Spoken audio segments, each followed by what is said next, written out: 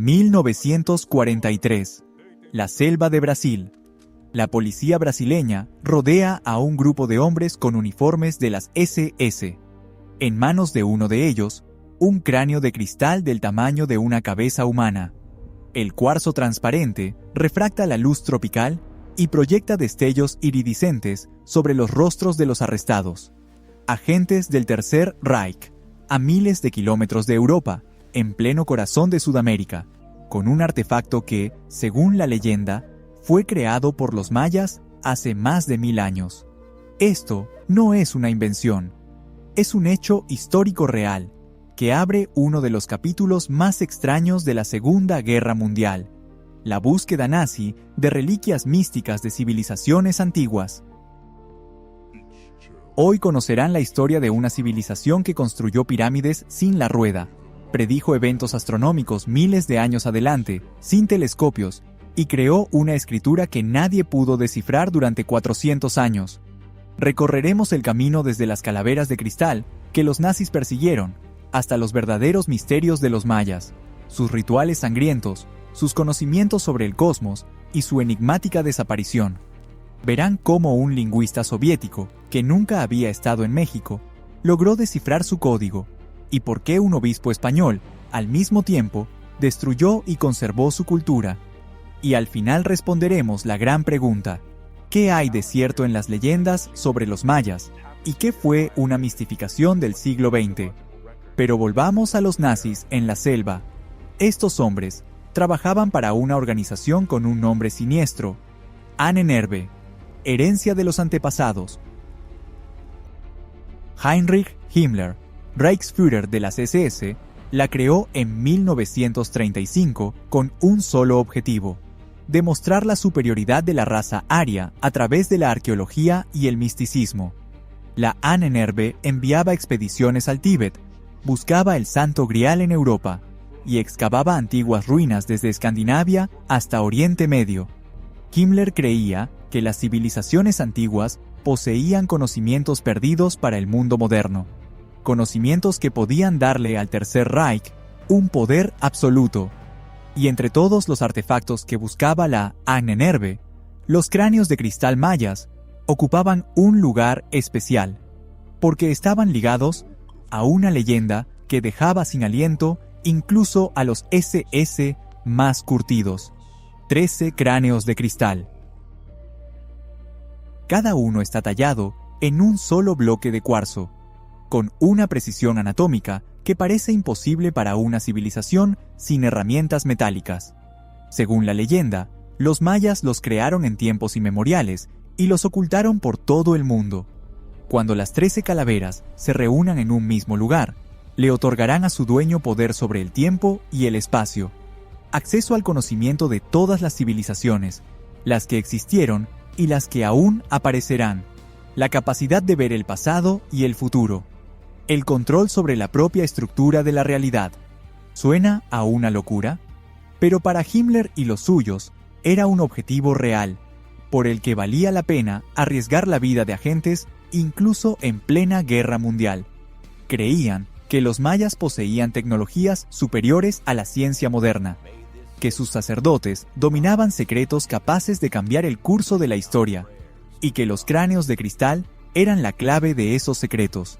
Pero ¿quiénes eran estos hombres, los mayas, cuyos artefactos fascinaban incluso a los místicos nazis? ¿De dónde surgió una civilización capaz de dar origen a leyendas sobre el poder sobre el tiempo? La selva guatemalteca, 300 metros de altura. La pirámide de El Mirador se alza sobre el dosel del bosque, una montaña de piedra masiva, levantada por manos humanas. 72 metros de base. No es solo una estructura enorme, es una construcción de 2.800.000 metros cúbicos, más grande que la pirámide de Keops, en Egipto. Cada bloque fue tallado, transportado y colocado sin herramientas de metal, sin rueda, sin animales de carga, solo fuerza humana, cuerdas de agave y rodillos de madera, 100% de humedad, temperaturas de casi 40 grados, mosquitos del tamaño de una moneda. En estas condiciones, decenas de miles de constructores levantaron un complejo que ocupa 16 kilómetros cuadrados. Pero lo más asombroso no es su tamaño. Lo más asombroso es la fecha, 300 años antes de nuestra era. Cuando en Europa, Alejandro Magno apenas comenzaba sus conquistas, ya se alzaba en las selvas de Centroamérica una metrópoli con una población de 100.000 personas. El Mirador no es la cima de esa cultura, es su inicio. Un experimento temprano que demuestra que lo que los nazis tomaron por rastros de una supercivilización perdida era el resultado de miles de años de trabajo constante de personas reales. El Mirador es una sola ciudad, una entre cientos, porque lo que llamamos la civilización maya nunca fue un imperio. Nunca existió un solo gobernante, una sola capital, un solo ejército. En su lugar, había un mosaico de ciudades-estado independientes, dispersas sobre un territorio de 350.000 kilómetros cuadrados. Toda la Alemania actual, desde el Yucatán mexicano, pasando por Guatemala, hasta Honduras. Cada ciudad era un reino aparte, con su propio gobernante, sus dioses protectores y su propia dinastía. Tikal, Calakmul, Copán, Palenque, Uxmal, Chichén Itzá. Nombres que suenan como un conjuro, pero que esconden una realidad de competencia constante. Estas ciudades comerciaban entre sí, sellaban matrimonios entre dinastías y se enfrentaban en guerra, una y otra vez. Los arqueólogos encuentran estelas con imágenes de gobernantes capturados, atados con cuerdas, a la espera del sacrificio. Inscripciones que exaltan las victorias de una ciudad sobre otra. Fortificaciones, fosos, murallas defensivas. El mapa político de la región cambiaba cada siglo. Las alianzas se rompían, surgían nuevos hegemones y las viejas dinastías caían. No era un imperio monolítico, como Roma. Era un sistema parecido al de la antigua Grecia. Una multitud de polis unidas por una cultura común, una lengua, una religión, pero políticamente fragmentadas y a menudo enemistadas. Ese sistema existió durante casi 4.000 años. Imaginen la escala del tiempo. De nosotros a Cristo hay 2.000 años. De Cristo a las primeras ciudades mayas, otros 2.000. Cuando en Egipto se levantaban las primeras pirámides, en Centroamérica ya se estaban formando asentamientos, que después se convertirían en la base de la cultura maya. Los arqueólogos dividen esta historia en 3 periodos. El preclásico, desde 2.000 años antes de nuestra era hasta el año 250 de nuestra era. La época de El Mirador, un tiempo de experimentación con la arquitectura, la escritura y el calendario. El clásico, del año 250 al 900, la Edad de Oro. El auge del arte, la ciencia y la construcción. La mayoría de las ciudades famosas alcanzaron su auge precisamente entonces. Y en el posclásico, desde el año 900 hasta el siglo XVI, antes de la llegada de los españoles. Fue un periodo de declive en las tierras bajas del sur, pero de renacimiento en el norte de Yucatán. 4 milenios de tradición cultural ininterrumpida. Para comparar, toda la historia del Imperio Romano, desde su fundación hasta su caída, duró 12 siglos. La historia de los mayas es 3 veces más larga. En ese tiempo, se sucedieron cientos de generaciones, ascendieron y cayeron decenas de dinastías, y se construyeron y abandonaron miles de templos. Pero los mayas no surgieron de la nada. Tuvieron maestros, un pueblo enigmático al que los arqueólogos llaman olmecas, los hombres del país de Lule, la primera gran cultura mesoamericana. Su apogeo se extendió entre el año 1200 y el 400 antes de nuestra era. Vivían en la costa del Golfo de México, en tierras bajas pantanosas donde los árboles del caucho crecían en abundancia, y dejaron tras de sí artefactos que todavía hoy ponen a los arqueólogos en un verdadero desconcierto. Cabezas colosales de piedra, de hasta 3 metros de altura, de hasta 20 toneladas cada una, talladas en bloques macizos de basalto, con precisión de retrato, narices anchas, labios gruesos, cascos sobre la cabeza, Se han encontrado 17 de estas cabezas en el territorio de las antiguas ciudades olmecas. El basalto se extraía en las montañas de Tuxtla, a 80 kilómetros de los lugares donde fueron colocadas. 20 toneladas, 80 kilómetros, a través de la selva y los pantanos, sin rueda. Los olmecas crearon la primera escritura de la región, el primer calendario, los primeros centros rituales con pirámides. Comerciaban con pueblos a miles de kilómetros de distancia. Se han encontrado artefactos olmecas desde México hasta Costa Rica, y luego desaparecieron. Alrededor del año 400 antes de nuestra era, sus ciudades fueron abandonadas. Su cultura se disolvió, pero su legado permaneció. Los mayas adoptaron su escritura, desarrollaron su calendario y perfeccionaron su arquitectura. Los olmecas fueron la base sobre la que creció toda la civilización mesoamericana posterior. 4 milenios de historia, cientos de ciudades-estado, construcciones monumentales que superaban en volumen a las pirámides egipcias, un sistema político complejo, redes comerciales que abarcaban todo el continente. Pero aquí aparece una paradoja que sigue inquietando a los historiadores. Una civilización que duró más que Roma, Grecia y Egipto juntos, jamás inventó la rueda para el transporte, no utilizó herramientas de metal para construir, no domesticó animales de carga. ¿Cómo pudo un pueblo capaz de calcular el movimiento de Venus con siglos de anticipación no dar con las tecnologías más sencillas que sí tenían sus contemporáneos en otros continentes? El cielo nocturno sobre Copán. Un sacerdote astrónomo sube los escalones del templo. En sus manos lleva un códice de corteza de ficus, escrito con cientos de signos. Él lo sabe. Dentro de 84 días, Venus aparecerá al amanecer en el lugar exactamente previsto. No hay margen de error. Los cálculos han sido verificados durante generaciones de observación. Este hombre nunca vio un telescopio. No sabía que la Tierra gira alrededor del Sol, pero podía predecir un eclipse solar con precisión de 1 minuto para siglos hacia el futuro. El paradoja desaparece cuando se entiende esto. Ellos tenían un código, un lenguaje matemático que convertía el caos de los movimientos celestes en un sistema predecible. La base de ese código era el número, no solo el conteo, sino una idea que la mayoría de las culturas antiguas no pudo comprender: el cero, el vacío como número, la ausencia como magnitud matemática. Los indios lo inventaron de forma independiente. Los babilonios usaban una idea parecida, pero en el hemisferio occidental, solo un pueblo llegó a ella por su cuenta. El símbolo de la concha era su forma de designar el vacío, algo que al mismo tiempo no era nada y lo era todo. Con el cero llegó el sistema de numeración vigesimal. No 10 dedos en las manos, sino 20 dedos en las manos y los pies. Cada posición dentro de un número era una potencia de 20. Eso permitía escribir cantidades astronómicas de forma compacta y operar con ellas con una facilidad asombrosa. El calendario Hab tenía 365 días, divididos en 18 meses de 20 días, más 5 días desafortunados al final del año. Su precisión era del 99,98% del año solar real.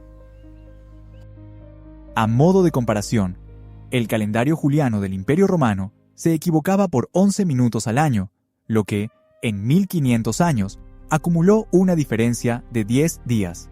El calendario Tzolk'in, de 260 días, un ciclo sagrado que se entrelazaba con el Hab y creaba la rueda calendárica de 52 años. Pero la cima de su astronomía era Venus, la estrella de la mañana, la estrella de la tarde, la deidad de la guerra y la fertilidad. Calcularon su período sinódico, 584 días, con un error de 2 horas en 500 años de observación. Sin óptica, sin relojes, solo la vista, la paciencia y las matemáticas. El Códice Dresde contiene tablas del movimiento de Venus para siglos por delante. Cada aparición, cada desaparición, registrada, calculada, prevista. Esto no es misticismo, es ciencia en estado puro. Observación, sistematización, pronóstico. 21 de diciembre de 2012. El planeta está sumido en el pánico. La gente compra enlatados y agua potable, construyen búnkeres, reservan lugares en arcas de salvación por decenas de miles de dólares. La razón es el final del 13º Baktún en el calendario de la cuenta larga. 5.125 años desde la fecha mítica de inicio de la era actual, el 11 de agosto del año 3114, antes de nuestra era. Internet está repleto de profecías apocalípticas. Los documentales de los grandes canales hablan de la predicción del fin del mundo. Hollywood rueda una superproducción sobre una catástrofe global. Las agencias de viajes organizan tours del día del juicio final a las ruinas de Guatemala. La ironía es que los propios sacerdotes dejaron inscripciones con fechas que llegarían miles de años después de 2012.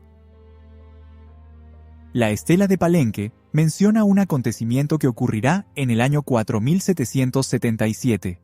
Para ellos, el final del Baktún no era el fin del tiempo, sino el paso a un nuevo ciclo, como pasar del 31 de diciembre al 1 de enero. Festivo, simbólico, pero no catastrófico. El pánico moderno es una proyección de nuestros miedos sobre una cultura ajena. Tomamos su sistema matemático, lo sacamos de contexto, lo llenamos con nuestras propias fantasías apocalípticas y lo vendimos como una sensación. Los sacerdotes, capaces de predecir un eclipse con 300 años de anticipación, se convirtieron en víctimas del malentendido más absurdo sobre su legado. Pero, ¿cómo registraban esos conocimientos? Los muros de los templos están cubiertos de signos que los europeos, durante 400 años, tomaron por dibujos primitivos. Figuras humanas, animales, símbolos abstractos. Los monjes españoles la llamaban escritura del diablo y quemaban códices por miles. Hasta nosotros solo han llegado 4 manuscritos completos, 4 de miles. Todo lo demás, cenizas. El secreto de su sistema estaba en las sílabas. No era un alfabeto, donde cada signo representa un sonido. No eran jeroglíficos, donde cada símbolo equivale a una palabra completa. Era un híbrido.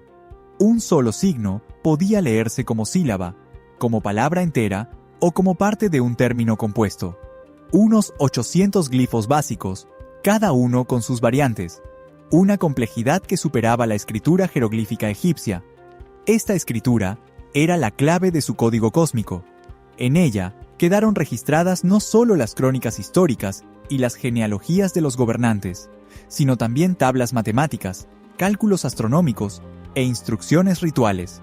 Conocimiento acumulado durante milenios, cifrado en símbolos que parecían impenetrables. Los científicos europeos del siglo XIX miraban estas inscripciones y solo veían ornamentación.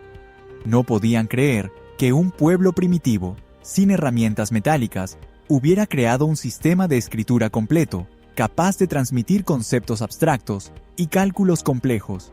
La clave estaba a la vista, en los 4 códices que sobrevivieron, en miles de estelas, en las paredes de templos abandonados. Pero el candado siguió cerrado hasta mediados del siglo XX. Un pueblo que inventó por sí mismo el cero, calculó la órbita de Venus con la precisión de la astronomía moderna y creó una escritura más compleja que la egipcia. Una civilización cuyos sacerdotes manejaban cifras de millones y predecían eventos celestes con siglos de anticipación. Pero esos mismos genios deformaban el cráneo de sus hijos, al considerar que la cabeza alargada era un signo de nobleza. Provocaban estrabismo en los bebés, colgando bolas de resina frente a sus ojos, cubrían sus cuerpos con tatuajes, mediante cortes dolorosos y frotando pigmentos en las heridas. ¿Qué hacía que un pueblo que había comprendido la matemática del cosmos mutilara a sus propios hijos en nombre de la belleza? Un guerrero noble está de pie sobre los escalones del templo. El rostro está pintado de rojo intenso. Una capa de plumas de quetzal brilla en tonos esmeralda y dorado, brazaletes de jade en las muñecas y los tobillos, pero lo principal es la cabeza, alargada, como un melón, con una frente inclinada que se va hacia atrás en un ángulo agudo. Los ojos están tan cerca del puente de la nariz que las pupilas casi se tocan. Para una persona de hoy, esto parece el resultado de una anomalía genética o de una lesión. Para sus compatriotas, era la cima de la belleza aristocrática, el ideal al que aspiraban todos los que podían permitírselo, porque la belleza, entre ellos, no empezaba con el nacimiento. Se creaba, a propósito, dolorosamente, desde los primeros días de vida. Un bebé de 3 días. La madre le ata una tablilla de madera a la frente, otra a la parte posterior de la cabeza, muy apretada. Tan apretado que la piel se enrojece y el niño grita de dolor. Las tablillas permanecerán en su lugar durante varios años. Los huesos blandos del cráneo crecerán, pero no de forma natural, hacia arriba y hacia atrás, comprimidos desde ambos lados. El resultado es una cabeza alargada, como una mazorca de maíz, una forma que distinguía a la nobleza de los plebeyos a simple vista. Los arqueólogos encuentran estos cráneos en entierros de la élite. La deformación es tan fuerte que cambia por completo la estructura del rostro. Las órbitas se desplazan. La mandíbula se proyecta hacia adelante. El cerebro se desarrolla con una forma alterada, pero funciona con normalidad. La plasticidad del organismo infantil compensa la intervención artificial, pero el costo físico es enorme. Dolores de cabeza crónicos, problemas de visión, aumento de la presión intracraneal. Todo esto por estatus. Para que tu cabeza dijera, yo no soy como ellos, estoy por encima. El estrabismo se provocaba aparte. Frente a los ojos de un bebé, colgaban una bolita de resina o de cera, a la altura del puente de la nariz. El niño fijaba la vista en ella durante horas, días, meses. Los músculos oculares se acostumbraban a esa posición antinatural. Hacia los 3 o 4 años, el estrabismo se volvía permanente, irreversible. No era un efecto secundario, era el objetivo, porque, según se creía, así miraban los dioses. Los ojos desviados hacia el centro simbolizaban la visión divina, la capacidad de ver lo que está oculto para los simples mortales. La nobleza imitaba a los dioses de forma literal, cambiando la anatomía de sus propios hijos. El cuerpo se cubría de tatuajes, no rápido, no sin dolor. El proceso se extendía durante años. El maestro hacía incisiones con un cuchillo de obsidiana, finas, pero profundas. En las heridas frotaban tintes, negro de hollín, rojo de cinabrio, azul de índigo. La piel se inflamaba. Las infecciones eran cosa común. Muchos morían por infección sanguínea, pero quienes sobrevivían llevaban en el cuerpo un mapa de su vida. Cada símbolo, un acontecimiento. Cada motivo, un logro. Los guerreros cubrían el rostro y el torso con imágenes de enemigos vencidos. Los sacerdotes, con signos astronómicos y glifos del calendario. Las mujeres de familias nobles adornaban los brazos y los hombros con motivos florales y patrones geométricos. Cuantos más tatuajes, mayor era el estatus. La piel sin marcas era señal de un origen humilde. Los esclavos y los campesinos no tenían derecho a estas dolorosas ornamentaciones. Sus cuerpos quedaban vacíos, insignificantes. El jade se valoraba por encima del oro. La piedra verde, color del maíz y de la vida, solo la llevaban los elegidos.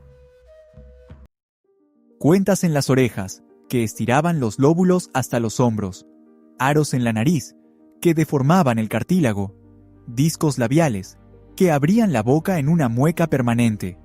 Cada adorno era una declaración, cada modificación corporal, una frontera entre nosotros y ellos. El color también importaba. El rojo era el color de la guerra y del este. Los guerreros se pintaban el rostro antes de la batalla, y se convertían en encarnaciones vivientes del dios del sol. El negro era el color de los sacerdotes y del oeste, el rumbo de la muerte. El amarillo era el color del sur y de la madurez. El blanco era el color del norte y de la vejez. El azul era el color del sacrificio. A los cuerpos de las víctimas los pintaban de azul antes de arrancarles el corazón. Ese color volvía sagrada a la persona. La preparaba para encontrarse con los dioses. La jerarquía social era absoluta. El Halach Uinik, el hombre verdadero, era el gobernante de la ciudad-estado. Su cabeza era la más alargada de todas. Su vestimenta era la más vistosa. Sus ornamentos eran los más pesados. Debajo, la nobleza, los sacerdotes, los guerreros. Más abajo, los artesanos, los comerciantes, los campesinos. En el fondo, los esclavos, los prisioneros de guerra, los deudores. El paso de un estrato a otro era casi imposible. Nacías en tu casta y morías en ella. Desde el nacimiento, tu cuerpo era marcado para que todos supieran cuál era tu lugar. Las mujeres vivían bajo reglas aún más estrictas. La modestia no era una virtud, era una ley. Mirada baja, voz suave, nada de mirar directamente a los hombres, nada de hablar sin permiso. La ropa debía cubrir el cuerpo por completo, incluso con 40 grados de calor. La desobediencia se castigaba en público, con crueldad.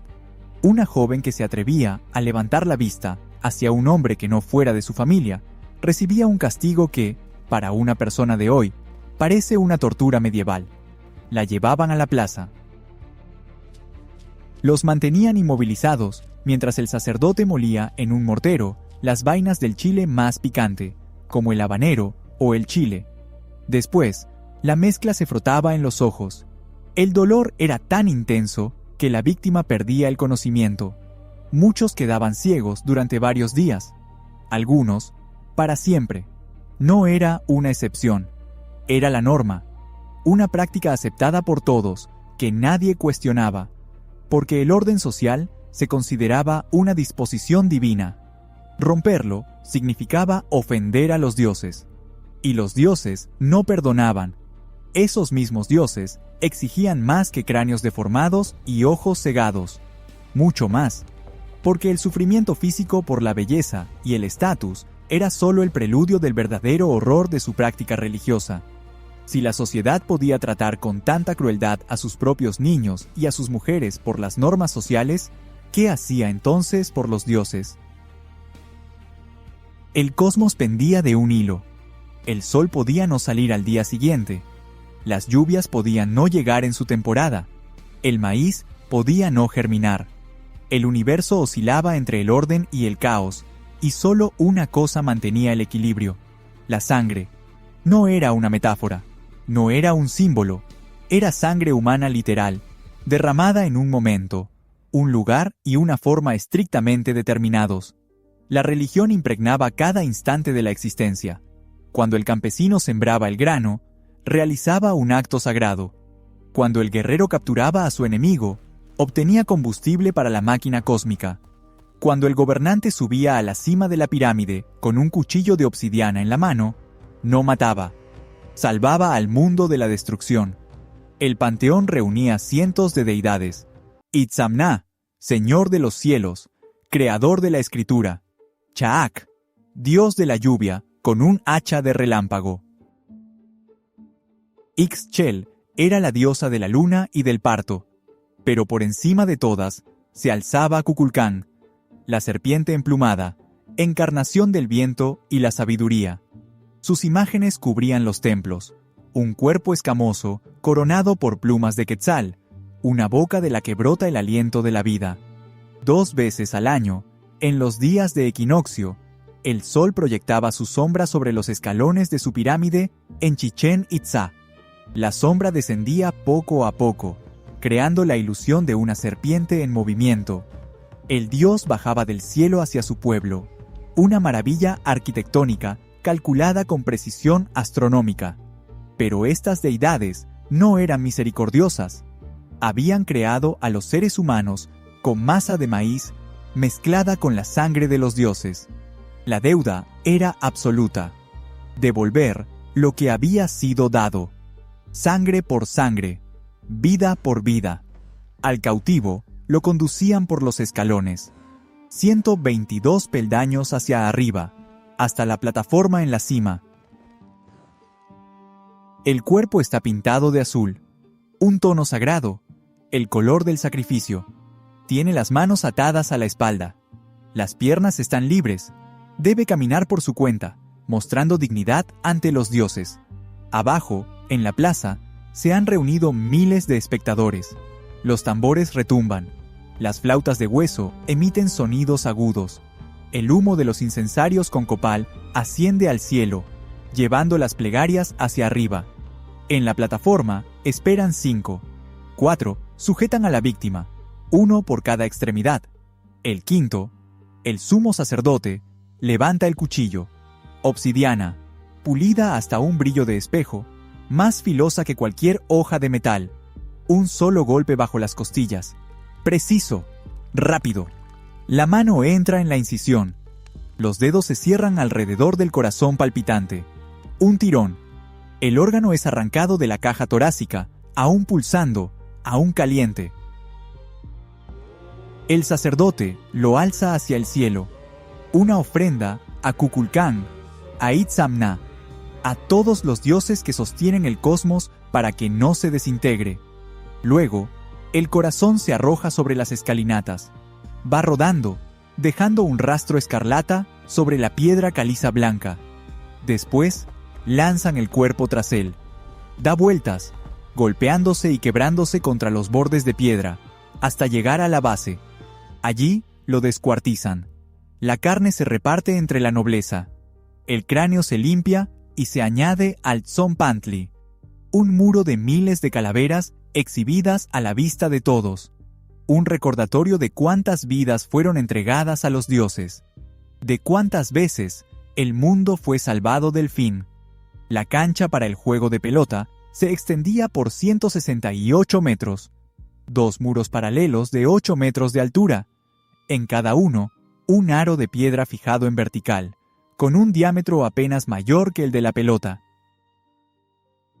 La pelota pesaba 4 kilogramos, caucho duro, que rebotaba contra las superficies con una fuerza increíble.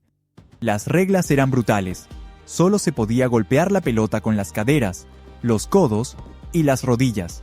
Las manos y los pies estaban prohibidos. El objetivo era llevar la pelota hasta el aro, o provocar que el rival cometiera un error. Los jugadores llevaban equipo de protección, cinturones de cuero en la cintura, rodilleras y coderas. Sin eso, el impacto de un proyectil de 4 kilogramos, lanzado a una velocidad de 50 kilómetros por hora, rompía los huesos. El juego exigía una agilidad sobrehumana. Un salto, un giro en el aire, un golpe con la cadera. La pelota vuela en arco, apuntando al aro. Fallo. El rival recibe la pelota con la rodilla y la devuelve. La multitud ruge. Las apuestas se hacen justo durante el partido. La nobleza pierde haciendas enteras. Los comerciantes, caravanas de mercancías. El juego dura horas. El sudor les inunda los ojos. Los músculos ardían. Los moretones cubrían los cuerpos de los jugadores, y cada golpe de la pelota dejaba su marca.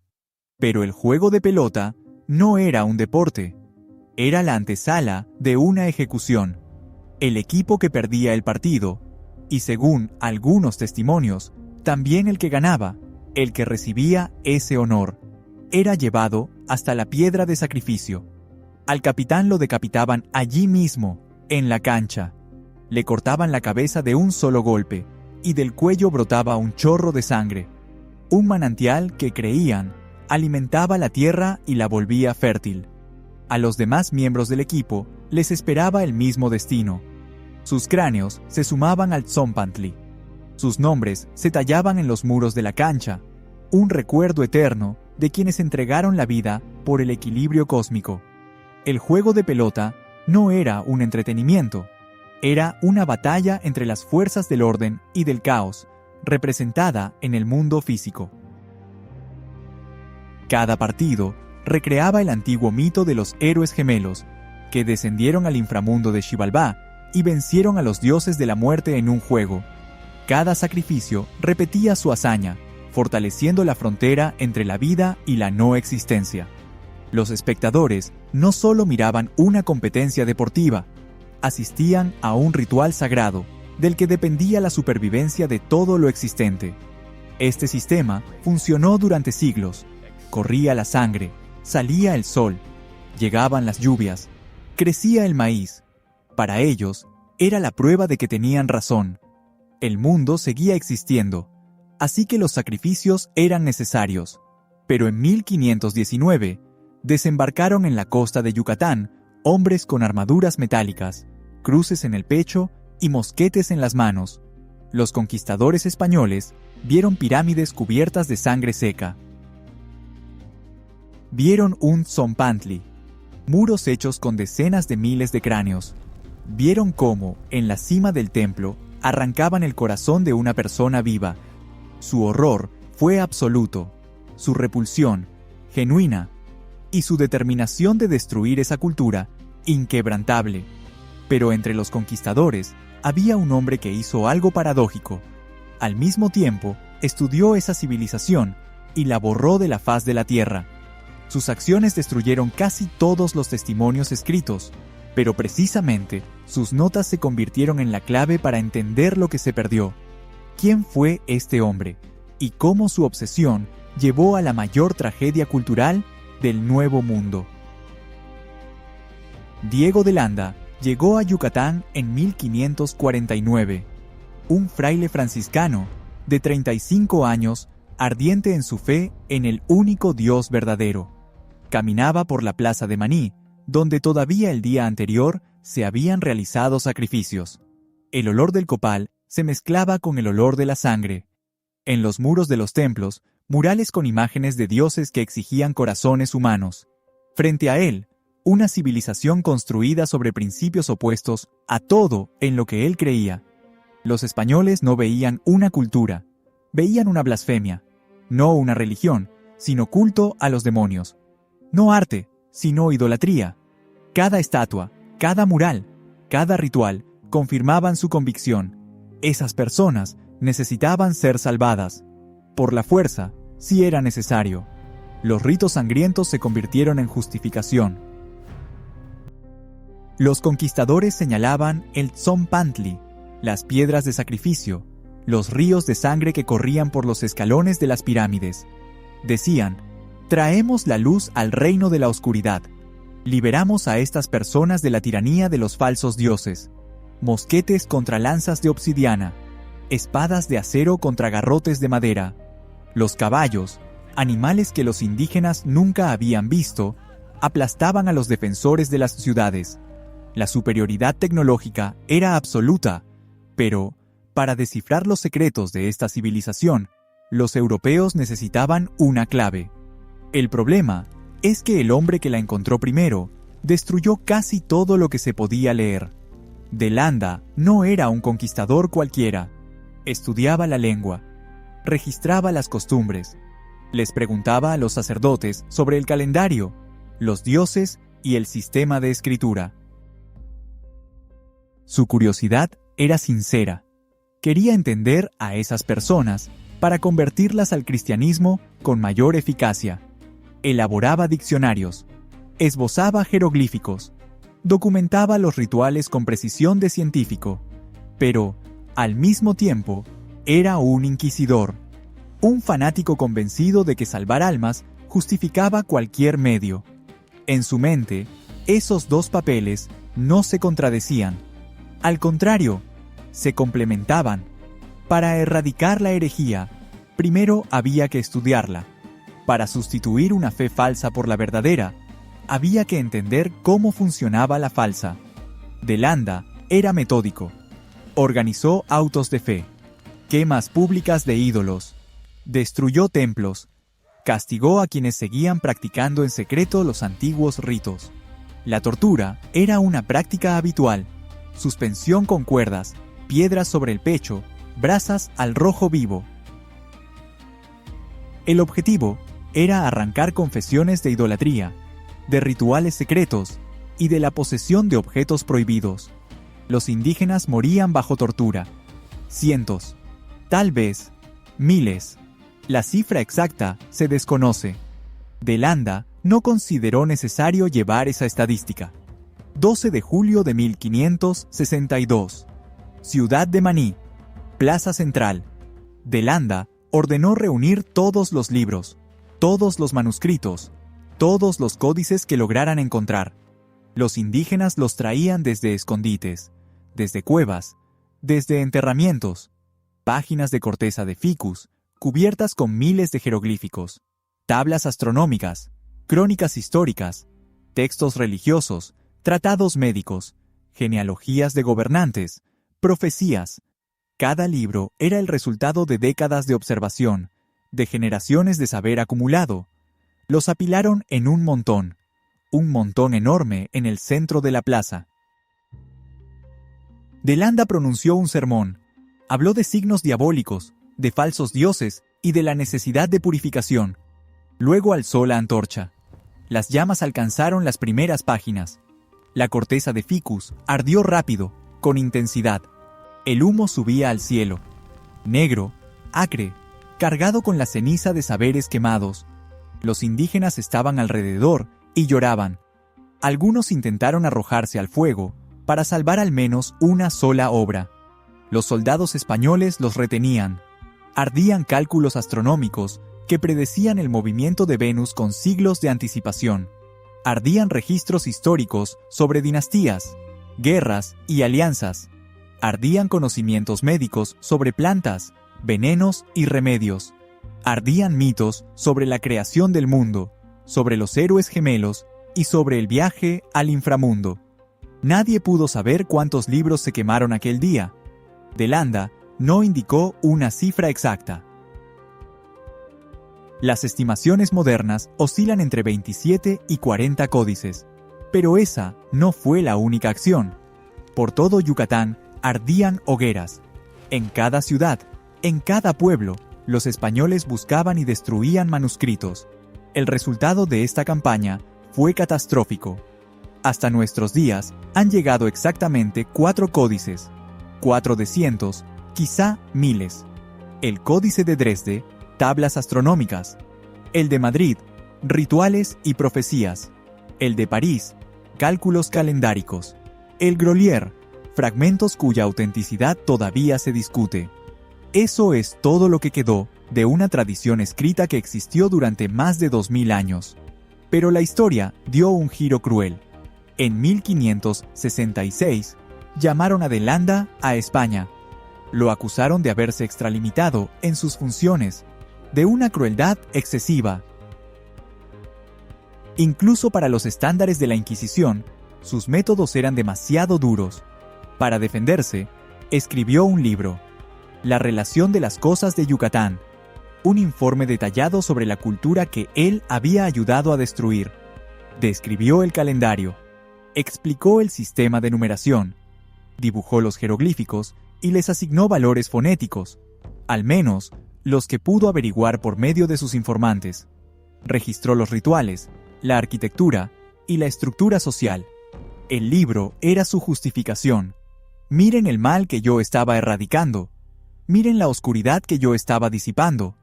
Pero terminó siendo algo más. Cuando, siglos después, los científicos intentaron descifrar la escritura, descubrieron que casi todas las fuentes escritas habían sido destruidas.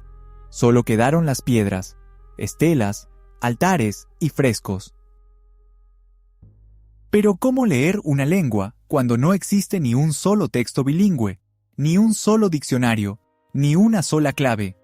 La respuesta estaba en el libro de Landa, sus notas sobre los valores fonéticos de los signos, sus bocetos de símbolos calendáricos, sus descripciones de rituales que ayudaban a entender el contexto de las inscripciones. El hombre que quemó bibliotecas dejó la única instrucción para leerlos. El verdugo se convirtió sin quererlo en custodio, el destructor en archivero. Sin su libro, el desciframiento habría sido imposible. Con su libro, seguía siendo monstruosamente difícil. La escritura quedó en silencio. Los jeroglíficos en las estelas se volvieron meros motivos decorativos. Nadie podía leerlos, ni los españoles, ni los propios indígenas. La tradición se interrumpió.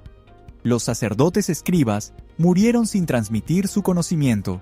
Las escuelas donde se enseñaba la escritura cerraron. Una generación después, ya nadie recordaba cómo leer los signos de los antepasados. Las piedras habían guardado silencio durante 400 años.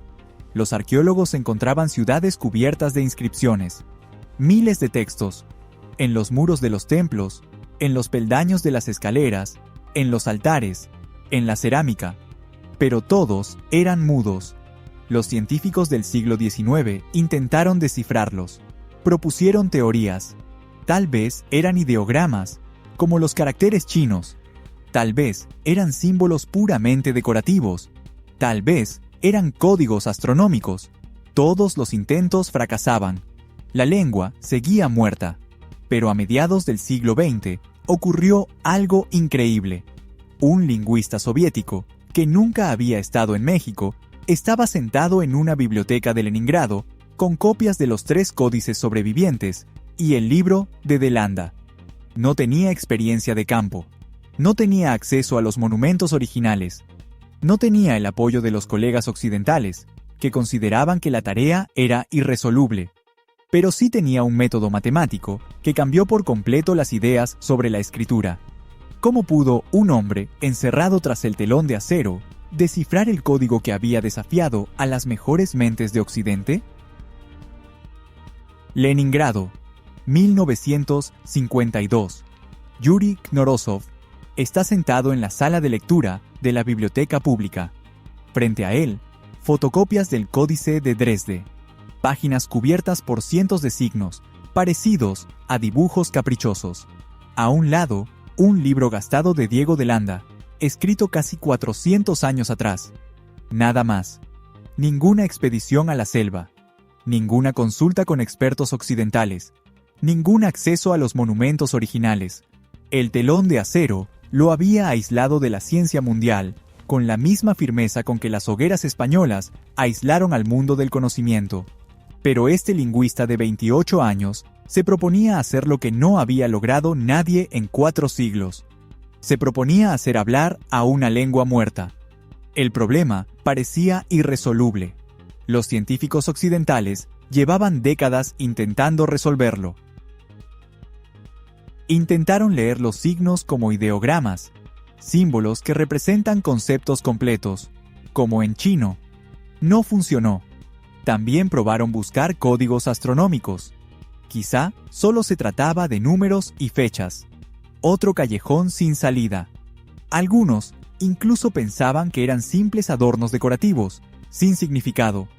El lenguaje guardaba silencio, terco, absoluto. Pero Knorosov vio lo que los demás no veían. Notó un patrón, sencillo, matemático, irrefutable. En el Códice de Dresde hay alrededor de 350 signos distintos, demasiados para un alfabeto. En los alfabetos, por lo general, hay entre 20 y 30 letras, demasiado pocos para un sistema puramente ideográfico. En la escritura china hay decenas de miles de caracteres. 350 es el punto medio. Es una cifra propia de los sistemas de escritura silábicos. En sistemas en los que cada signo no representa una letra ni una palabra, sino una sílaba, la combinación de un sonido consonántico y uno vocálico. La kana japonesa funciona igual. Unas 50 grafías para las sílabas básicas, más las variantes. Knorosov entendió algo clave. La escritura no era ni un alfabeto ni un conjunto de ideogramas, era un silabario. Demostrarlo fue mucho más difícil. Hacía falta una clave, una forma de comprobar la hipótesis. Y ahí entró en escena el libro de Delanda. Ese mismo monje que había quemado bibliotecas dejó una tabla. La llamaba alfabeto. Le mostraba un signo a un indígena y le preguntaba: ¿Cómo se lee? El indígena respondía con un sonido. Delanda lo anotaba. Así surgió una tabla de 29 signos con valores fonéticos. Los estudiosos occidentales la consideraron inútil. Intentaron aplicarla como si fuera un alfabeto. Y no funcionó. Las palabras no encajaban, no tenía sentido. Ellos decidieron que Delanda se había equivocado, que los indígenas lo habían engañado y que la tabla no servía para nada. Knorosov vio otra cosa. Entendió que Delanda había hecho las preguntas equivocadas. El fraile mostraba un signo y esperaba el nombre de una letra. Pero el indígena no veía una letra, veía una sílaba. Cuando Delanda señalaba un signo parecido a la cabeza de un pavo y preguntaba, ¿qué es esto?, el indígena respondía, Kuts, la palabra pavo en su idioma. Delanda anotaba, este signo igual a sonido Q, pero en realidad el signo representaba la sílaba Q. La diferencia parece mínima. Fue revolucionaria. Knorosov tomó la palabra Kuts, pavo, encontró su imagen en el códice. Junto al dibujo del ave había dos signos. El primero era ese mismo que Delanda registró como Q. El segundo era otro signo de la tabla, que designaba la sílaba TS. Dos sílabas, una sola palabra, una coincidencia perfecta. Después comprobó otras palabras. Una y otra vez, el sistema funcionaba. Los signos transmitían sílabas. Las sílabas se unían para formar palabras. Las palabras tenían sentido. El código había sido descifrado. Era 1952. Knorosov publicó un artículo en una revista científica soviética. El título era modesto: La antigua escritura de Centroamérica. El contenido era explosivo. Demuestra la naturaleza silábica de la escritura. Presenta ejemplos de desciframiento. Muestra el método. Era un avance decisivo. Era el descubrimiento del siglo. Debía dar un vuelco a toda la mayística. La comunidad científica occidental respondió con silencio. Luego, con un rechazo furioso, burlas. Después, con un rechazo furioso. Al frente de la oposición se puso Eric Thompson, arqueólogo británico, la máxima autoridad en la cultura maya. Dedicó su vida al estudio de esa civilización. Escribió decenas de libros. Creó la teoría de que la escritura era puramente ideográfica, que transmitía conceptos abstractos y no los sonidos del habla. La teoría de Knorosov destruía su trabajo, lo hacía obsoleto, incorrecto.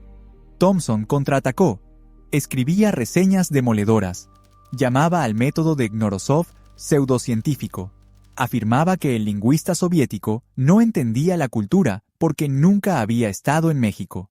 Decía que el sistema silábico era demasiado primitivo para una civilización tan avanzada. Su autoridad era enorme. Su palabra era ley. Los científicos occidentales lo siguieron. Los trabajos de Knorosov fueron ignorados. No se citaron. No se discutieron. El telón de acero funcionaba en ambos sentidos. La Guerra Fría se metió hasta en la arqueología. Reconocer que el científico soviético tenía razón significaba reconocer la superioridad de la ciencia soviética. La política era más importante que la verdad. La ideología era más fuerte que los hechos. Knorosov siguió trabajando, publicó nuevos artículos, descifró nuevos textos, demostró una y otra vez que tenía razón, pero en Occidente no lo escuchaban. No querían escucharlo. Pasaron 20 años. Una nueva generación de investigadores empezó a poner a prueba el método de Knorosov.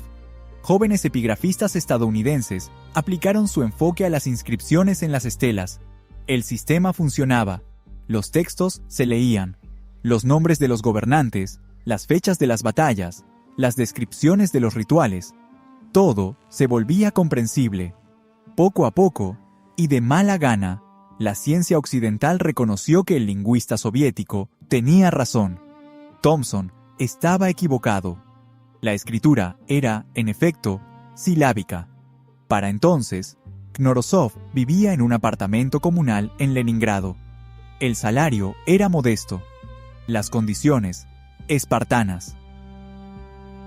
El único lujo era una gata siamesa llamada Asia, que se sentaba sobre sus hombros mientras él trabajaba en los textos. Cuando sus colegas occidentales por fin lo invitaron a una conferencia en Guatemala, vio por primera vez las pirámides cuyas inscripciones había estudiado durante 30 años. Tenía 58 años. El triunfo llegó tarde. Pero llegó. Hoy podemos leer sus inscripciones, las historias de los reyes, escritas en piedra, las profecías de los sacerdotes, conservadas en los códices, las crónicas de las guerras, talladas en los peldaños de los templos.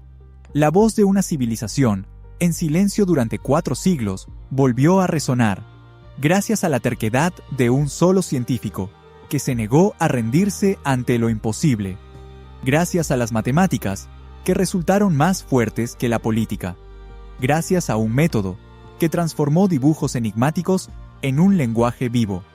Pero el desciframiento de los textos abrió un nuevo enigma. Ahora sabemos que escribían sobre sus dioses, sobre sus reyes, sobre el movimiento de los planetas. Podemos leer sus calendarios y sus profecías.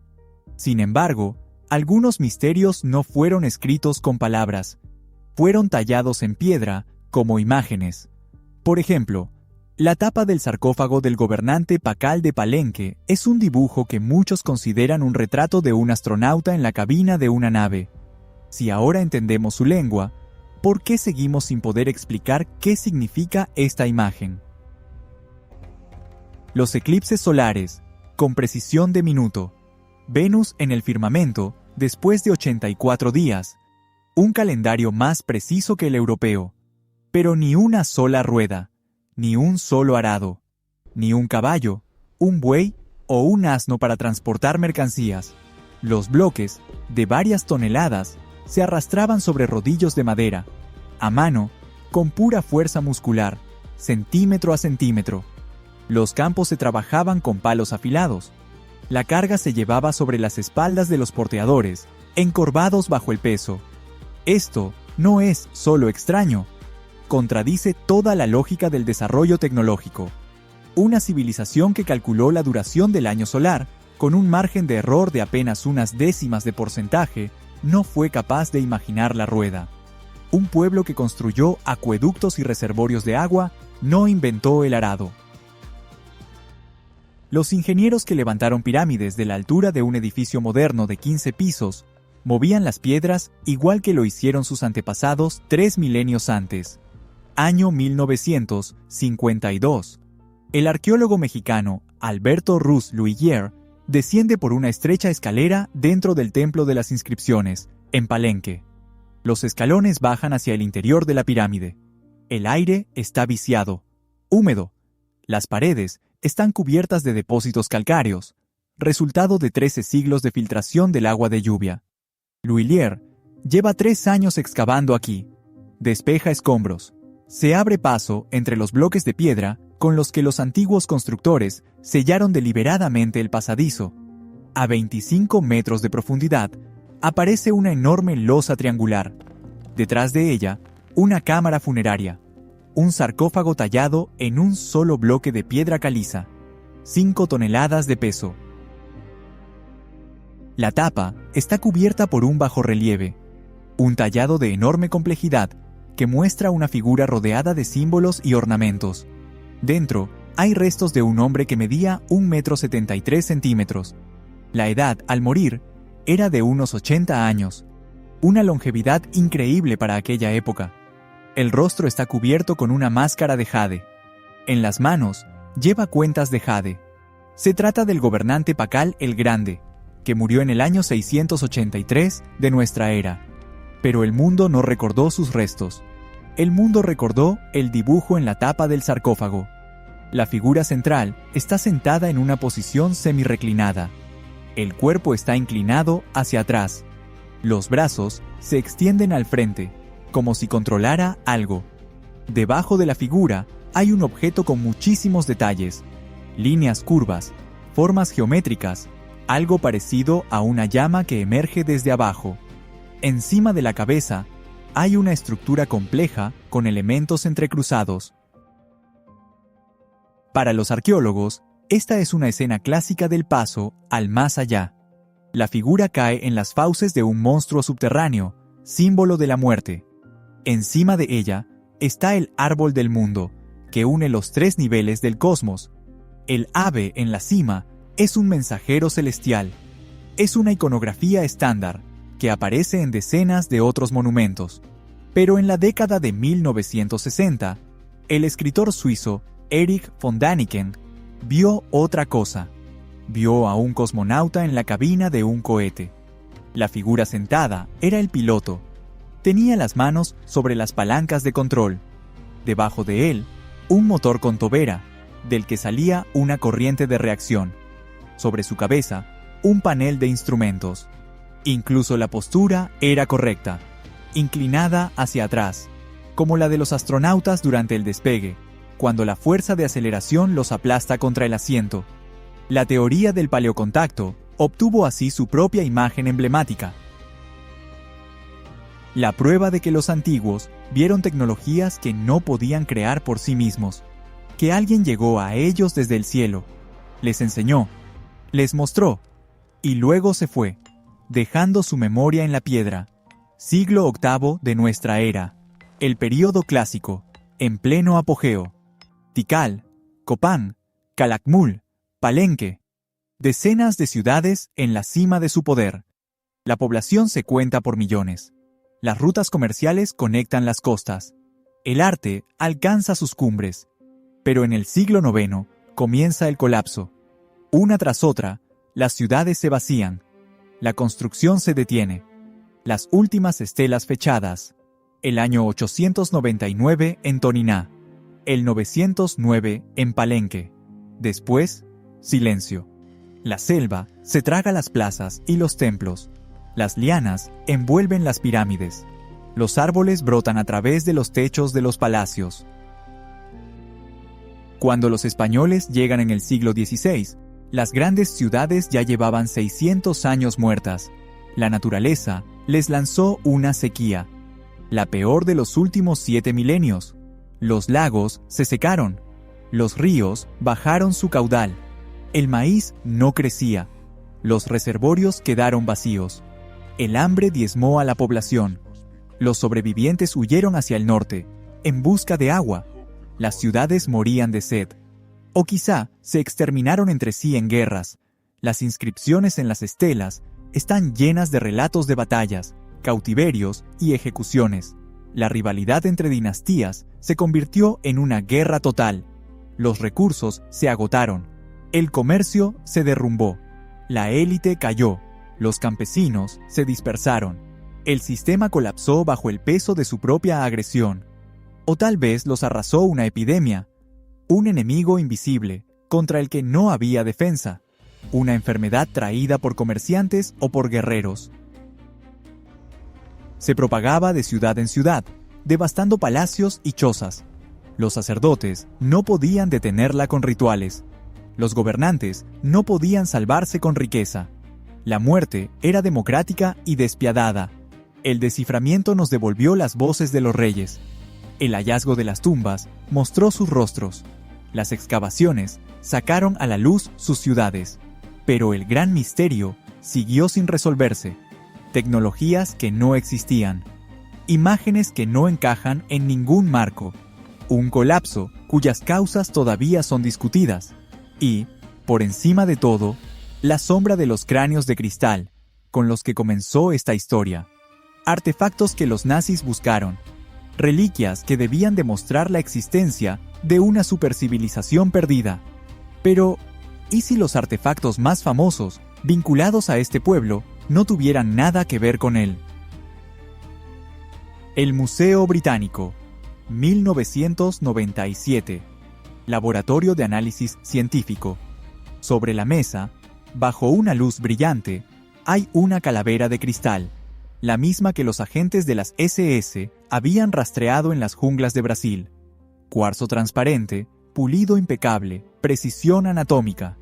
La leyenda cuenta que antiguos maestros la tallaron a partir de un cristal entero, trabajando durante décadas y pasando las herramientas de generación en generación.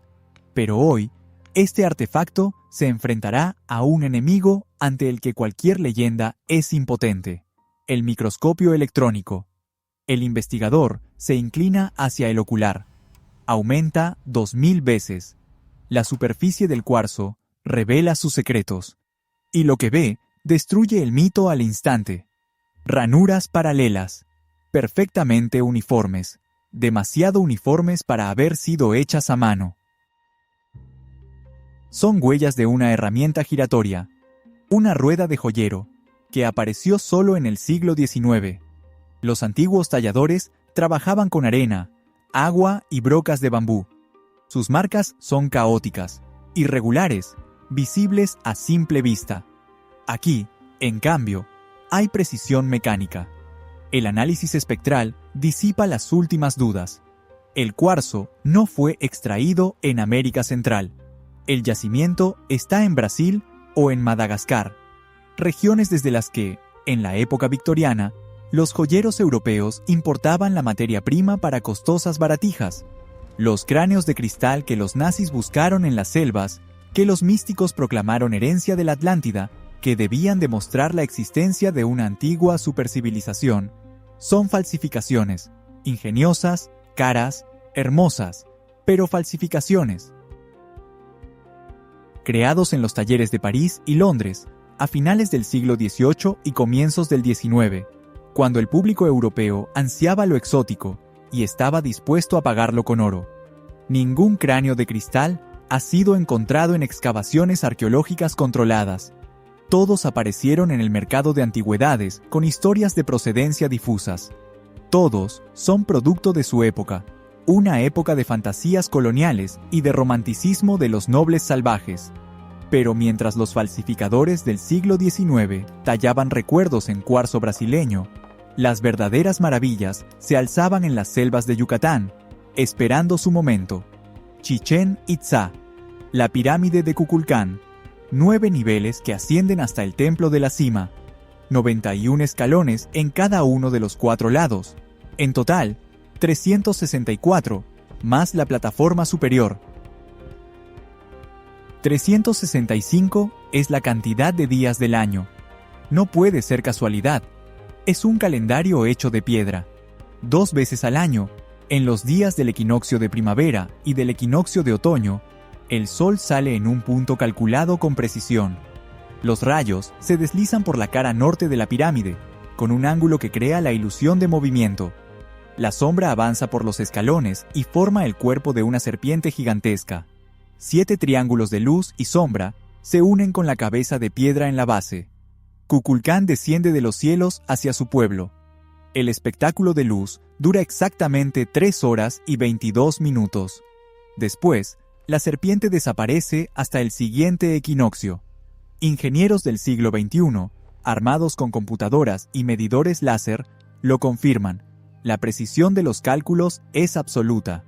Un error de una fracción de grado en el ángulo de inclinación de las caras y el efecto no funciona. Si la orientación hacia los puntos cardinales es incorrecta, la serpiente no aparecerá. Los constructores no tenían planos en el sentido moderno, no tenían teodolitos, ni siquiera contaban con herramientas metálicas para el tallado preciso de la piedra. Pero crearon un instrumento astronómico que ha funcionado a la perfección durante 13 siglos consecutivos.